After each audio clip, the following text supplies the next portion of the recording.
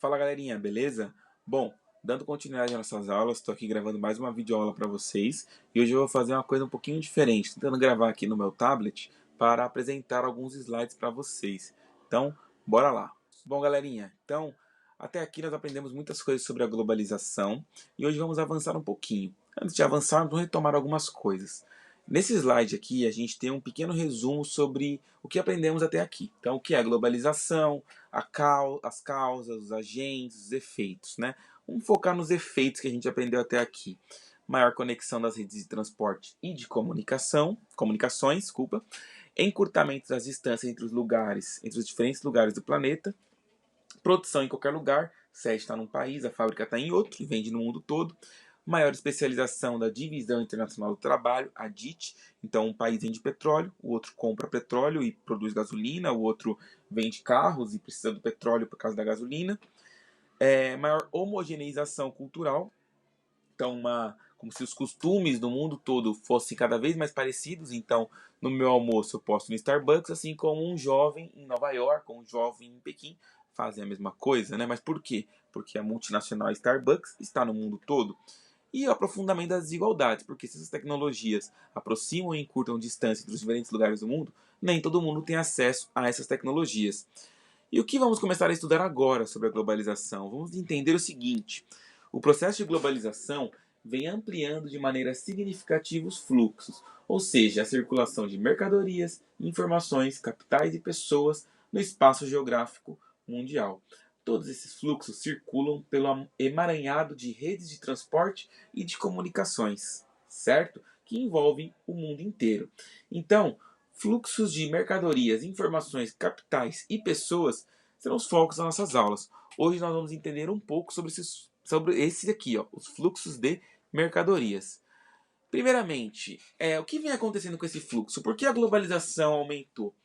Bom, o comércio internacional ele cresceu muito nos últimos anos, impulsionado tanto pela melhoria dos transportes quanto pela expansão das multinacionais pelo mundo. Fez aumentar expressivamente os fluxos de matérias-primas e mercadorias, bens industrializados como eletrônicos, máquinas, ferramentas, gêneros agrícolas como soja, cana-de-açúcar, carne, recursos minerais como petróleo, por exemplo, entre países e continentes aumentou vertiginosamente. Atualmente, a maior parte desses fluxos ocorre pelas vias marítimas. Por quê, né? Porque é muito mais barato circular por vias marítimas, né? Há uma redução significativa com o aumento da capacidade de carga dos navios. Eles transportam através daqueles contêineres gigantescos que traz muita carga. 50% do volume de cargas transportadas no mundo vai pelas vias marítimas. O transporte aéreo também vem crescendo e aumentando sua participação nos fluxos de mercadorias entre os países, né? Em razão do que? Ele é extremamente eficiente, rápido, pontual, ao mesmo tempo que é muito caro. Então, aumenta, é importante, mas não é tão grande quanto o fluxo marítimo.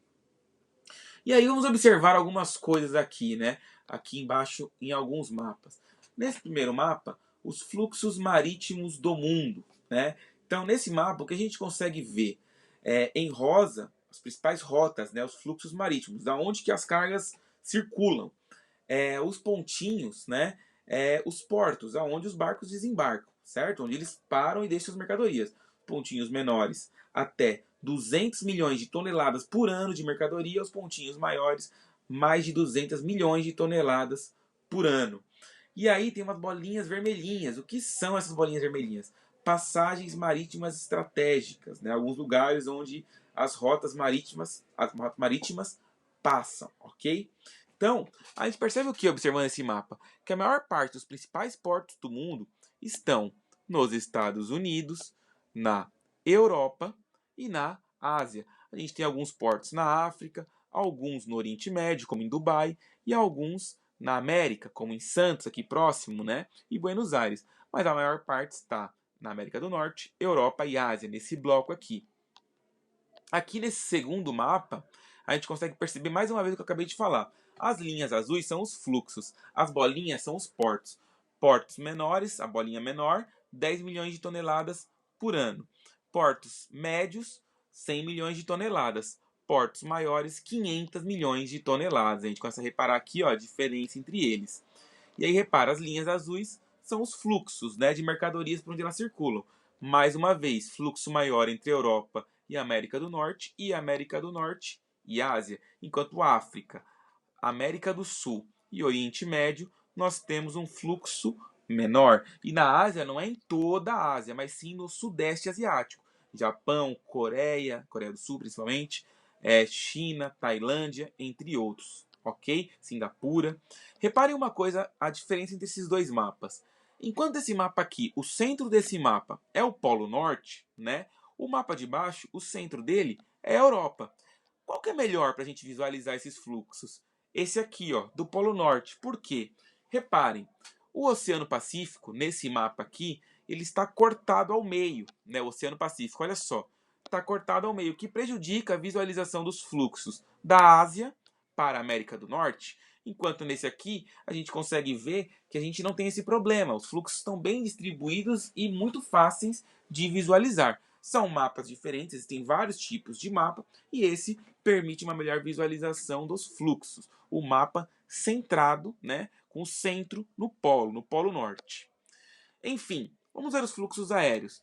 Mais uma vez, vocês repararam, então, ó, os pontinhos vermelhos aí são os principais aeroportos, as linhas verdes são os fluxos aéreos. Linha mais grossa, fluxo aéreo mais importante, linha média, né, importante, e as mais finas, outros relevantes. A gente repara mais uma vez a grande presença dos principais aeroportos na América do Norte, na Europa e no Sudeste Asiático, né? Enquanto no Oriente Médio, na Oceania, na América do Sul, nós temos menos. E a gente consegue ver também pela grossura das linhas um maior fluxo entre a América do Norte e Ásia, certo? E a América do Norte e Europa, ok?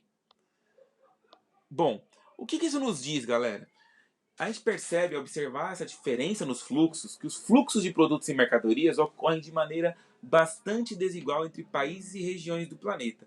A maioria desses fluxos ocorre entre os países mais desenvolvidos economicamente, que a gente já estudou, entre os países ricos, e que dominam a maior parte do comércio mundial, como Estados Unidos, Canadá, Japão, Alemanha, Inglaterra e França. Juntos, esses países representam cerca de 41% do comércio mundial. Já os países menos desenvolvidos possuem uma participação reduzida no comércio global. A América Latina, que vai do México à Argentina, e o Oriente Médio, que pega aquela parte da Arábia Saudita, do Irã, entre outros países árabes, ocupam 4 e 5% respectivamente desse comércio. Enquanto a África, 3%. E a Ásia pega o resto, né? A Ásia, com um amplo desenvolvimento de países como a China, a Índia, a Malásia e Singapura, vem aumentando a sua participação no comércio mundial, ok? Bom, galera, esse segundo mapa reforça mais uma vez essa ideia. Então, olha a legenda. Porcentagem do comércio entre as regiões. Linha mais fina, 0,2% a 10% do comércio mundial. Linha média, seta média, na verdade, 10% a 20%. E a linha maior, acima de 20%. E abaixo, volume do comércio das regiões em relação ao total mundial. As bolinhas, né? Bolinha maior, 45% do comércio mundial, 25% e 5%. Reparem, a Europa, peraí. A Europa, aqui em amarelinho, União Europeia e Oriente Médio, tem as setas amarelas voltadas para a Ásia, para a América do Norte, para a América Latina e para a África. E a sua bolinha é maior, ou seja, 45% do comércio mundial é realizado entre essas regiões, certo? Aqui, 25% na Ásia e na Oceania, que está em lilás e manda setinhas, olha só, para as outras regiões. E os outros 25%, Canadá e Estados Unidos, com as suas linhas laranjas para o mundo todo. Agora, olha a América Latina, onde estão os verdes. Olha a finura da linha da América Latina. Vamos ver a África. Olha só a África. Olha a finura da linha da África aqui, ó, em roxinho. Então a gente percebe que Europa, América do Norte e Ásia e Oceania, concentram os países desenvolvidos, têm o maior fluxo do comércio mundial. Um outro símbolo disso que mostra a divisão internacional do trabalho, né, essa diferença entre países subdesenvolvidos e desenvolvidos, como alguns são especializados em umas coisas e outros são especializados em outras, em produzir algumas coisas e produzir outras, a gente repara o comércio do petróleo no mundo. O petróleo ele está entre os produtos mais comercializados no mundo, representando cerca de 32% do total das cargas transportadas por vias marítimas. Diariamente, cerca de 56 milhões de barris de petróleo viajam pelos mares e oceanos do planeta acomodados em gigantescos navios tanques. De maneira geral, os grandes fluxos de petróleo no mundo ocorrem entre as principais áreas de exploração, como o Golfo Pérsico, né, onde está a Arábia Saudita e o Irã, os países árabes, onde se encontram as maiores reservas conhecidas. Então, lá nesses países, são países produtores de petróleo. Na Divisão Internacional do Trabalho, eles produzem, eles vendem petróleo. E eles vendem para onde? Para os grandes centros consumidores, os países desenvolvidos que pegam esse petróleo e criam coisas novas nas suas fábricas, criam materiais químicos como plástico, entre outras coisas, fazem carros, fazem outros produtos, países como Estados Unidos, né, países europeus e o Japão. Então olha só esse mapa. A linha, quanto maior a linha, maior o fluxo, né, do comércio de petróleo, né, do fluxo de petróleo no mundo. Países em lilás, principais países exportadores de petróleo, países que mais vendem petróleo. Países em laranja, salmão, principais países que compram petróleo. Olha só, Argélia, Nigéria, Arábia Saudita, Líbano, Irã, Iraque, são países que vendem bastante petróleo. A Rússia, o Canadá, o México também, a Venezuela, e vendem para onde? Para países da Europa, como a França, para a China na Ásia, para a Índia na Ásia, para os Estados Unidos, que são países que compram bastante petróleo. Por fim, eu já indiquei esse site na nossa última aula, junto com o texto do livro didático que eu passei. Eu espero que vocês tenham explorado. Vou abri-lo aqui rapidinho e olha só. Esse mapa é muito interessante, porque ele mostra o fluxo do comércio mundial entre os países, né? E a gente repara mais uma vez, olha só, Ásia. Da Ásia, olha a Europa. E olha só os Estados Unidos. Enquanto países da América Latina e da África tem um fluxo menor. Cada bolinha dessas, a cor de cada bolinha é um tipo de produto, né? Então as azuis tem aqui na legenda, aqui no canto inferior esquerdo. As bolinhas azuis é comida, vegetais, animais. A verdinha é minério e químico, certo? O rosa-choque é plástico, desculpa, o rosa-choque é roupas. O rosa-choque é plástico, o roxinho é roupas, o cinza é madeira, produtos de papel, o amarelo é pedra, vidro, metal, o laranjinha é máquina e produtos eletrônicos, o vermelho é transporte e o marrom é variado. E se eu clico em um país, começa a aparecer apenas o fluxo para esse país. Olha só a participação do Brasil no comércio mundial. Bem pouco, né? Importando bastante máquinas eletrônicos da China e dos Estados Unidos e vendendo bastante minério para outros países. Vamos ver os Estados Unidos agora? Olha só a magnitude do comércio dos Estados Unidos, principalmente para a Europa e para a Ásia. Vamos ver a China. Olha só, mais uma vez a gente vê aqui, ó, de novo, para os Estados Unidos e América do Norte e para a Europa, ok? E por fim, vamos ver aqui, ó, a França, por exemplo, que é um país rico, mas olha, mais uma vez, Estados Unidos e Ásia. Então, eu consegui mostrar para vocês hoje que o fluxo de comércio no mundo se dá de maneira desigual. Cada país participa de um jeito, produzindo uma coisa, vendendo alguma coisa, certo? E que mesmo na globalização que está acontecendo, um aprofundamento da desigualdade. Alguns participam mais, ganham mais, outros participam menos e ganham menos, ok?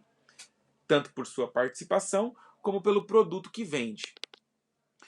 Bom, galera, para encerrar, eu estou passando uma atividade para vocês, baseada nesse vídeo e na leitura do texto que